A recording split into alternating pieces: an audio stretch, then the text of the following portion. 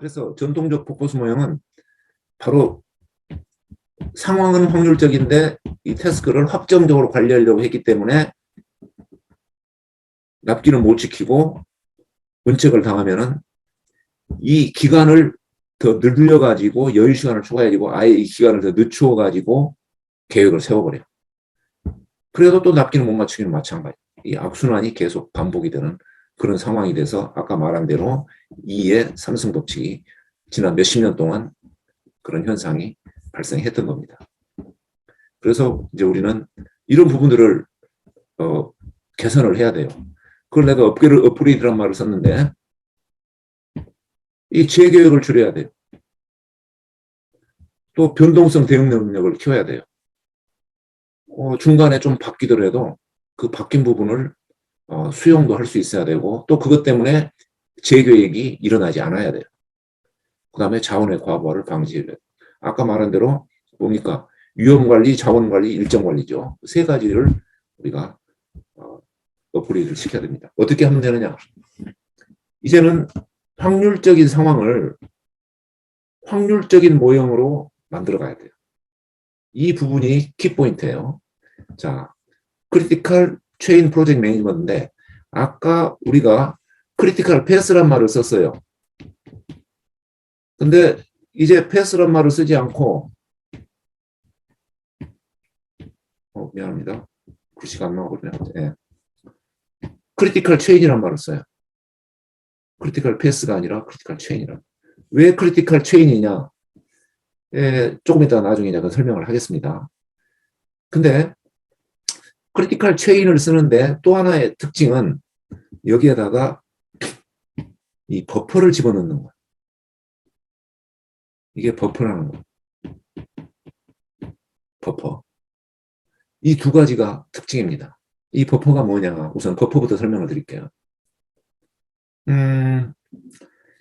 확률적 상황에서 A, B, C, D, E가 실제로 실행을 하면은 계획은 10일이었는데 예상은 10일인데 11일이 걸릴 수도 있고 7일이 걸릴 수도 있고 12일이 걸릴 수도 있어요.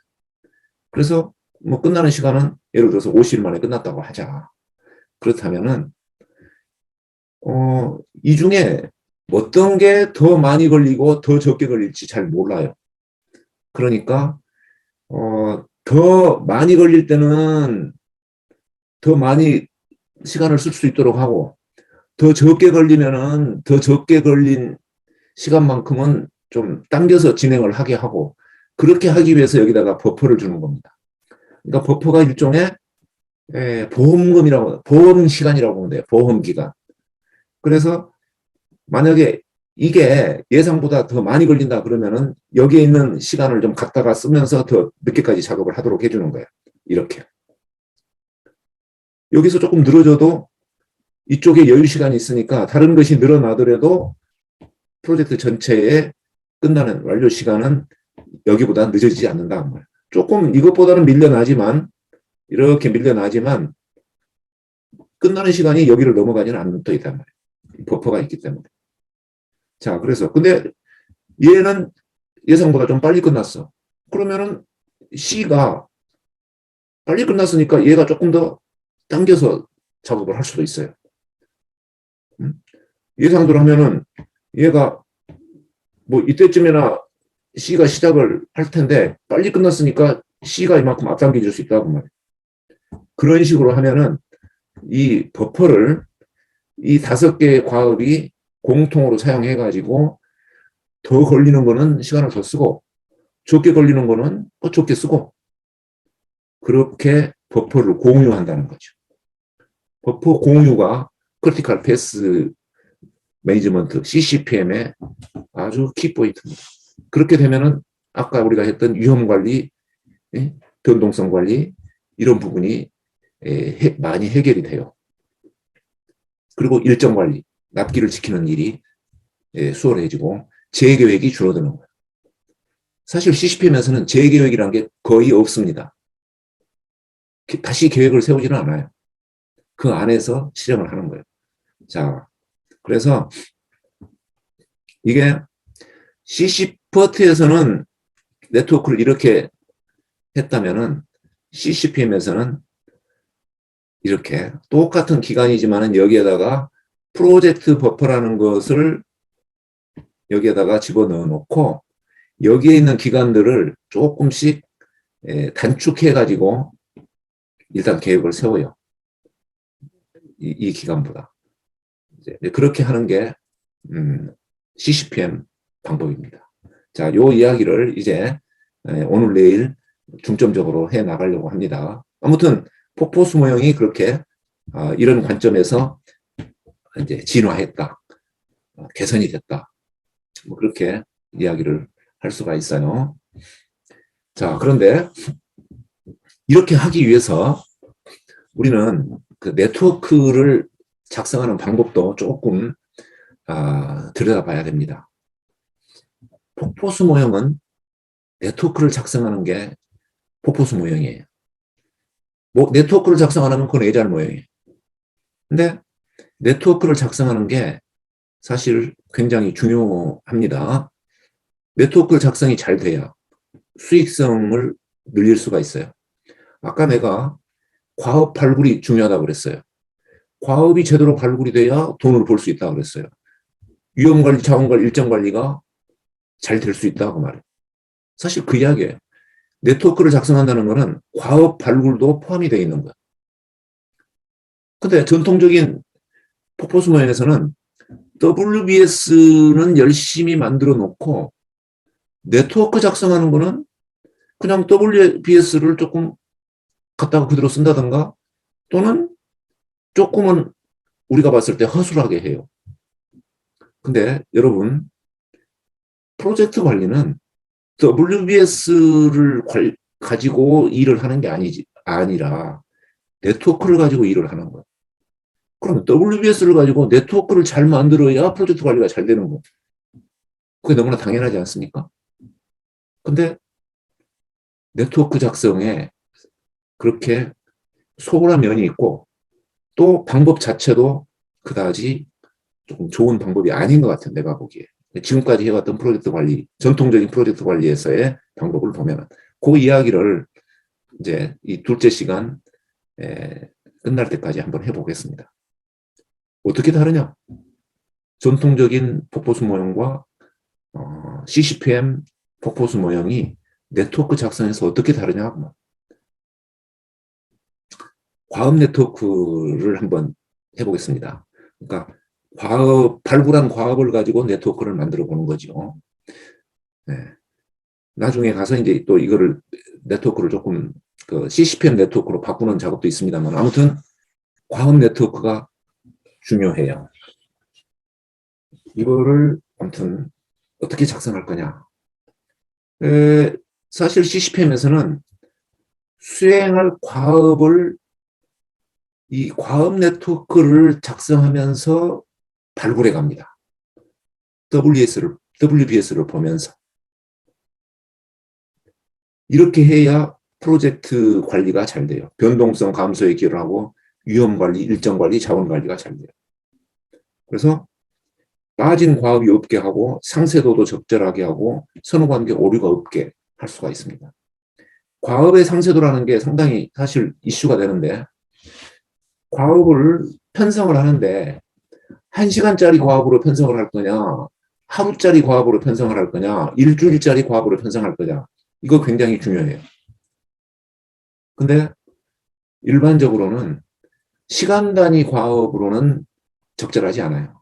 최소한 하루 이상의 일을 하는 그 수준으로 그 과업을 이렇게 편성해라 그 말이에요. 너무 자잘한 일들을 가지고 과업이라고 해놓으면 곤란하다 그 말이에요. 내가 어느 회사에 갔더니 과업 네트워크를 그려놨는데 거기에 있는 과업수가 엄청나게 많아요. 왜 이렇게 했냐 그랬더니 그거를 뭐 1시간짜리, 2시간짜리, 막 3시간짜리 이런 것들을 하나의 과업으로 전부 다 만들어서 거기에다가 네트워크를 그려놨어. 아니 왜 이렇게 했냐 그러니까 과업수가 많아야 일을 하는 것처럼 보이고 과업수가 적으면은 경영자들이 할 일이 없는 것처럼 본다. 그러니까 일단 과업수를 좀 늘려놓도록 하기 위해서 이렇게 잘게 잘라서 과업을 편성했습니다. 그러더라고.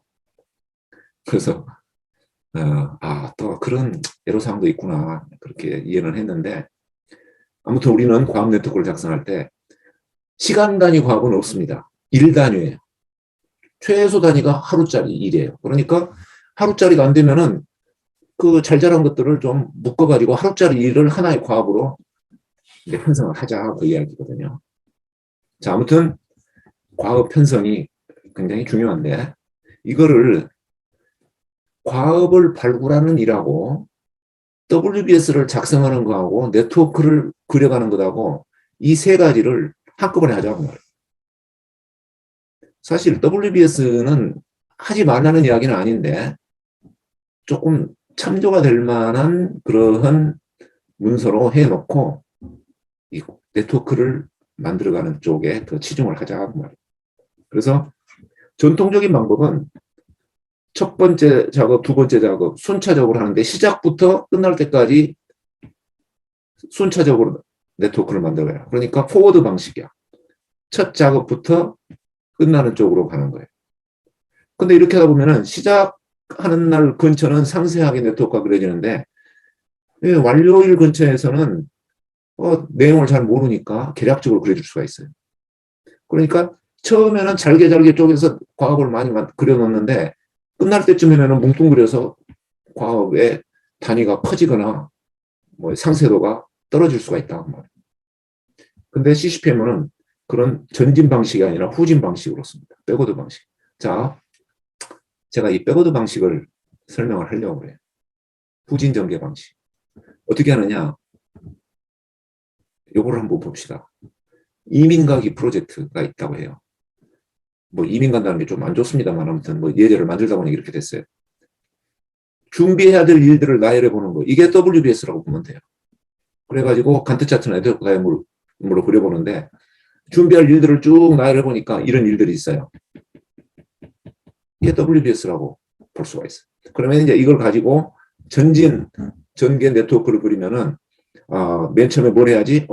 정보를 입수하고 그 다음에 거주지 결정하고 주택 마련하고 또 한쪽에서는 법적 절차를 확인하고 서류 준비를 하고 이렇게 해서 항공권을 구입을 하면은 미국에 이민을 갈 수 있다.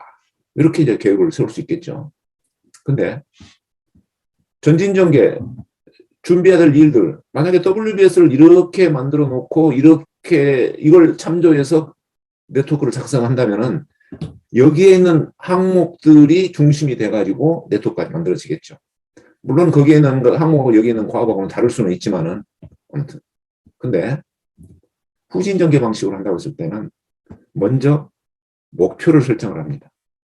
그거를 ODSC라고 그래요. 자, O는 뭐냐? 오브젝티브, 목표예요. 여기 ODSC라는 게 있습니다. 이게 O는 목표예요. 오브젝티브. D는 딜리버러블이고 SC는 성공 기준이에요. 맨 먼저 하는 게 이 ODSC를 작성하는 게 후진 전개 방법의 첫 번째입니다. 해야 될 일. 그러니까 여기서 ODSC는 뭐냐? 목표는 빠른 기간 안에 정착하는 거고 딜리버러블. 정착했다는 게 뭐로 나타나느냐? 주택을 마련하고 직장을 잡는 거다. 그 다음에 SC는 Success Criteria는 도착 후에 이런 안정된 때까지 정착하기까지 얼마나 걸리느냐. 이런 거를 뭐 미리 정해놓은 거야. 1년 안에 이렇게 정착을 해야 되겠다든가 뭐 이런 식으로. 그러면은 이 ODSC를 놓고 목표 달성 직전에 필요한 일을 찾습니다. 그러니까 이거는 WBS에 있을 수도 있고 없을 수도 있어요. 그러면 내가 빠른 기간 안에 정착을 하려면은 정착이 되기 바로 직전에 어떤 일이 해야 되느냐 이 말. 그거는 적합한 주택을 마련하고 안정된 직업을 찾는 일이 바로 그 전에 있어야 될 일이다 그 말이에요. 그래서 어떻게 되느냐? ODSC로 해서 이제 이게 정해지면은 생활 준비하고 정착하는 게 이제 맨 마지막에 해야 될 일이 되겠죠. 이걸 찾는 거예요. ODSC로 가지고. 내가 이렇게 하려면 무엇을 해야지? 그 다음에 생활이 준비가 되고 정착이 되려면은 무엇을 해야지? 해야 될 일을 찾는 거야. 바로 직전에 어떤 일이 일어날까? 거꾸로 이 목표를 달성하기 위해서는 해야 될 일이 무엇인가, 필요한 것이 무엇인가를 찾는 거야.